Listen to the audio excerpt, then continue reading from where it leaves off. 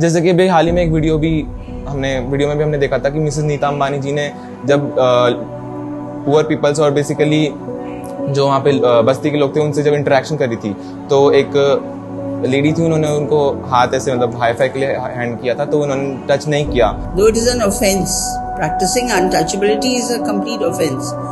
But there are some section of the families in the society, it is prevalent because they are very narrow-minded and prejudiced about certain things. This is unfair to actually judge and discriminate people on the basis of caste. We all are human beings and we have actually the right to express ourselves and to be happy and be liberal to ourselves and to the society.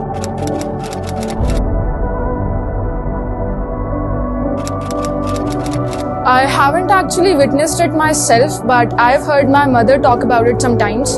In the village where she spent her childhood, we used to live in the slum area and type, and my mother used to tell me how they used to wait for somebody to just give them some water from the well because they weren't allowed to do it themselves.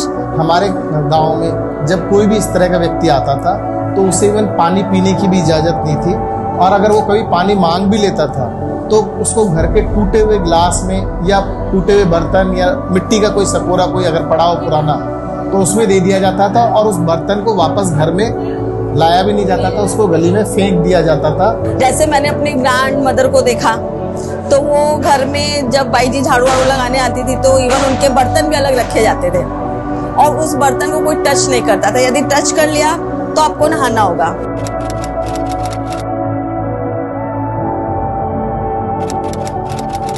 और अगर मुख्य धारा में दलित नहीं होंगे, they will not get any economic opportunities to grow themselves. And जैसा कि हम जानते हैं, जो आजकल की जॉब्स हैं specifically in private sector are offered to the people who are socially acceptable in the society, and if as a Dalit you are a victim of untouchability, then how come you are accepted in the society?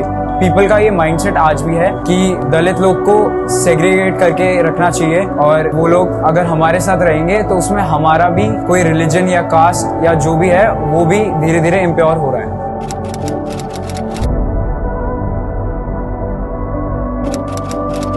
वैसे तो जो mother's होती है वो बहुत idol figure होती है, but एक सिचुएशन ऐसा था जब मेरी मदर वाज ऑन बेड और उनके साथ ऐसा हुआ जो हमें मेड प्रोवाइड कराएगी, तो हरिजन कास्ट की वजह से, कास्टिज्म की वजह से, ऐसे बहुत सारे रीजंस थे जिसकी वजह से मेरी मदर ने उसको एक्सेप्ट नहीं किया। पर मैंने इनिशिएटिव लिया था और मैंने ही उसकी डॉटर को पढ़ाना शुरू किया सो दैट वो मेरी मदर को कुछ सर्व कर सके। मुझे लगता है कि ये जो डिस्क्रिमिनेशन है अभी भी सोसाइटी में बहुत जगह है।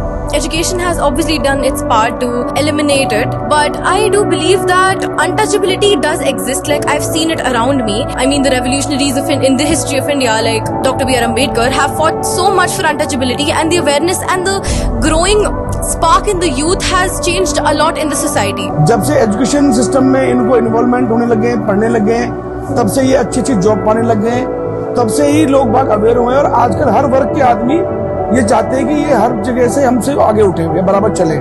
तो पहले के मुकाबले आज के तारीख में ये छुआछूत जो है ये बहुत कम हुआ है, और आगे जाके भविष्य में ये और भी कम होगा।